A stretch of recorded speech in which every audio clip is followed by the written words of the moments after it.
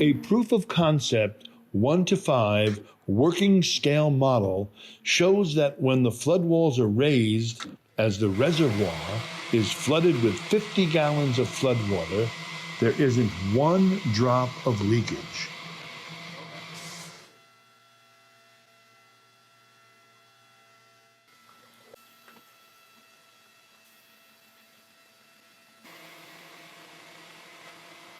The scale model demonstrates the working vertical and horizontal seals.